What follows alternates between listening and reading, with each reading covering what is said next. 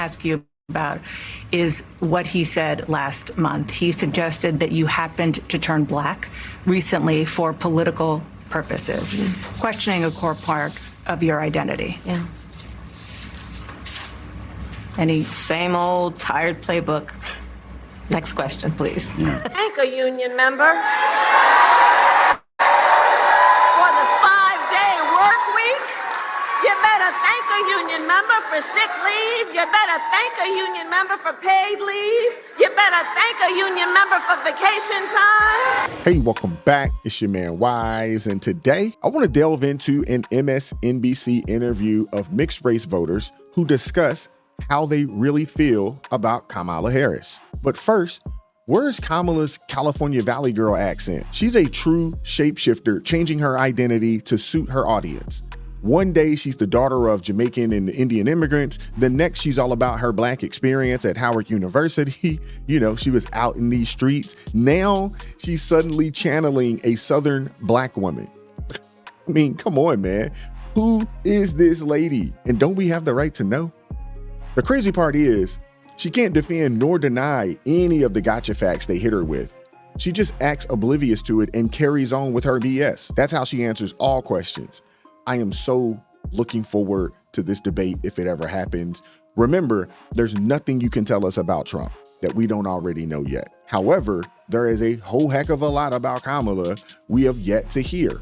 If only the media would do its job. Pure pandering, plain and simple. There's been a lot of talk about Kamala or how she resonates or doesn't resonate with different communities. So how do mixed voters really feel about her?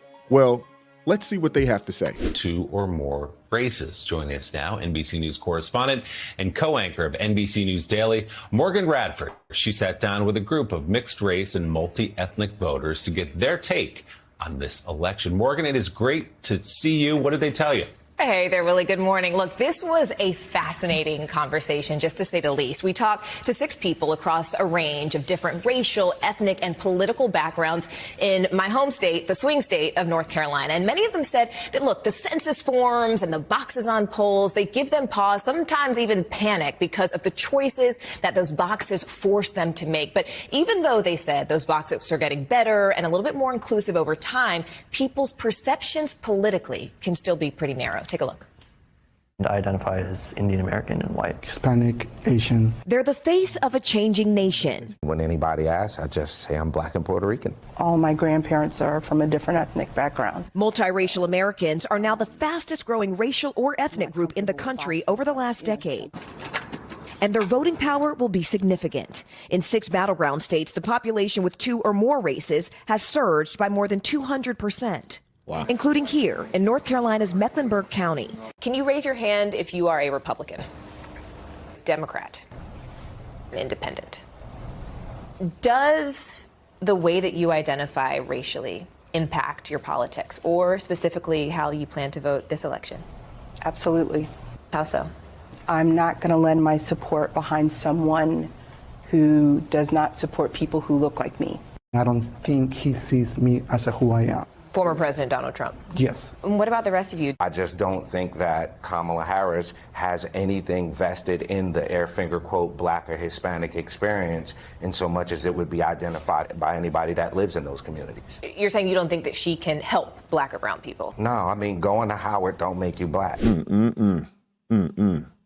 This poor woman on MSNBC probably wasn't expecting this answer, but this guy nails it. And shout out to him for saying what so many others have been thinking. She's been trying to play up her blackness since being selected to replace Joe Biden. And sure, there's always going to be those with such advanced Trump derangement syndrome that they'll keep listening to everything the media tells them. But many others are waking up.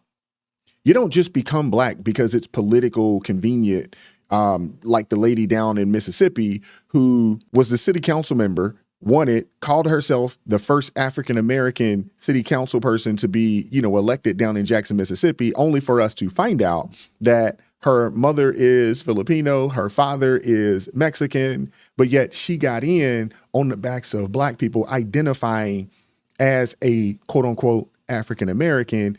Identity is more than just checking a box or attending a university. And this guy is calling her out on it because he knows it. A conversation that quickly turned to this moment in a July interview at the National Association of Black Journalists. I didn't know she was black until a number of years ago when she happened to turn black, and now she wants to be known as black.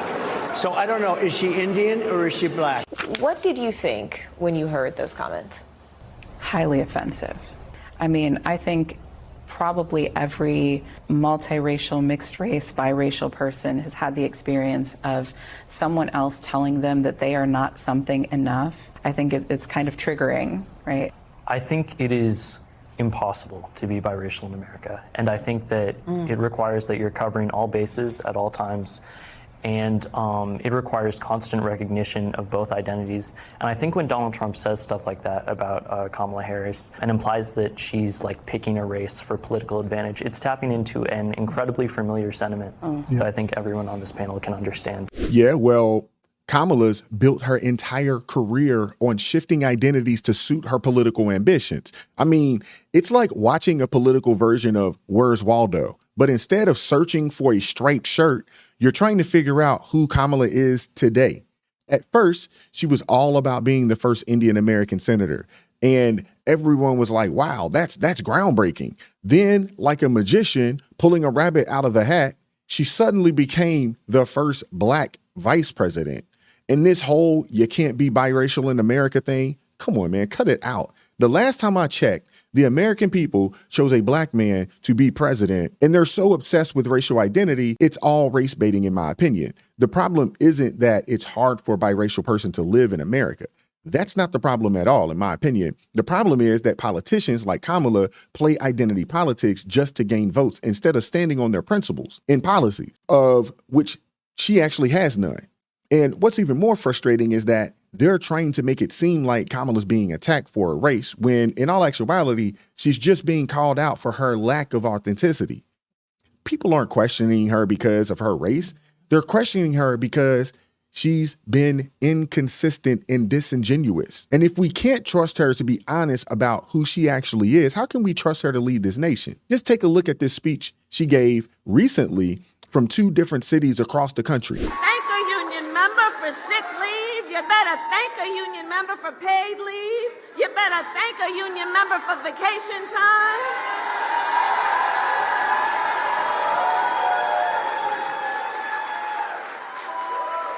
Because what we know, thank unions for paid family leave. Thank unions for your vacation time. Yeah, so everything she does is fake, scripted, and pathetic. But of course, the mainstream media won't hold her accountable for any of it. Instead, they always find a way to bring it back to Trump as if he's the one out here responsible for her own identity crisis. I mean, this is ridiculous. As Trump supporters, when you heard that comment, as mixed people, how did it register with you? Well, my first thought was, that wasn't very well thought out. At the same time, though, when I heard it, I didn't hear it as an attack on blacks or Indians. I heard it more so of him commenting towards identity politics and the appeal that some take to play up one side of their race over the other. Adol, I see you nodding your head. I agreed with him. I didn't know she identified as black because everything I saw was first South Asian, first Indian. There's none of that identified as black. Regardless of her parents, I mean, she was born in this country and she identifies as a black person in this country in an American way, in a uniquely American context. I've never heard her identify herself as a black woman. She said, as much as the media wants to spin it, Trump doesn't just go around attacking groups of people based on race. He's merely questioning her authenticity. And let's be honest, that's a fair question because let's face it, Kamala Harris wasn't marketing herself as black when it didn't suit her end goals, when it didn't fit the narrative the Democratic elites wanted to push. But now, all of a sudden, she's black. Make it make sense. 1 minute, she's the proud daughter of Indian immigrants. The next, she's claiming her place in black history. I mean, this is ridiculous. It's like she's picking her identity off of a menu, depending on what's going to get her the most applause that day. And this is all coming from the same woman who harmed the black community during her reign as America's top dirty cop. Kamala Harris enforced policies that disproportionately hurt black men, sending them to prison over minor offenses, and then laughing about it later on down the line. Let's not forget, she had the nerve to mock them, especially innocent black men, when she seemed to resent, or whom she seemed to resent. Just look at her ghost-written biography, where she practically blames her father for all of her issues. This isn't just about shifting identities. It's about a complete lack of integrity. Kamala Harris is not a serious candidate, and the fact that the Democrats are putting her forward as the best option shows just how out of touch they really are with the American people.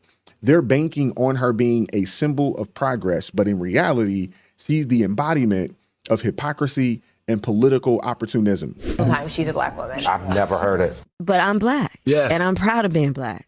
Politics sometimes becoming personal this year, with mixed race Americans having representation on both tickets. I don't agree with anything J.D. Vance has to say. I mean, almost nothing. But I think it's incredible that we've gotten to a point where the Vice President of the United States can have a wife named Usha Chilikari and a son named Vivek. That doesn't mean I won't vote against him in November. Even though you disagree with Kamala Harris politically, do you feel some kinship towards her as a mixed person? Not personally. I find a lot of her trajectory to not be my brand of woman leader. We've got 3 major international crises going on and someone applying to be commander-in-chief. As a woman, I want to see you do more than, appeal to giggling and having a girl moment on the stage. The impact this will have on women, feminists, or so-called feminists, they should be up in arms about this. They deserve a better candidate than this one. Someone who's not going to turn what should be a proud moment for women in politics into a caricature. Her inability to rise to the occasion is really doing a disservice to women, and it's going to be disastrous for our nation if she ever steps foot in the Oval Office. But either way, it's brutal. This whole thing that you have to, vote with certain people based on their racial identity, it's just flat out crazy to me. We have major international crises going on. We're close to the brink of nuclear war, and the woman who is applying to be commander-in-chief of the greatest nation in the world is out here giggling and having girl moments on stage. I mean, it's flat out ridiculous. Not being able to answer questions without notes or help from her media handlers. Is this really who y'all want in office? I mean, come on, man. This is a woman who treats monumental challenges like they're a joke. We deserve a leader who's serious, who's focused on the real issues, not someone who's just trying to score cheap points by playing identity politics.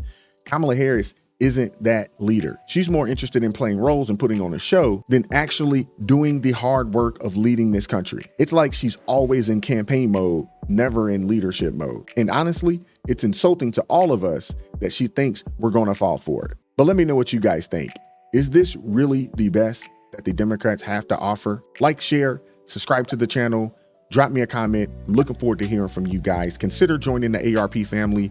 It supports me to team the channel. It gives us the ability to do what we do on a day-to-day basis. Keep God first in your life. Stay prayed up. And I'm going to catch up with you all next time. Peace.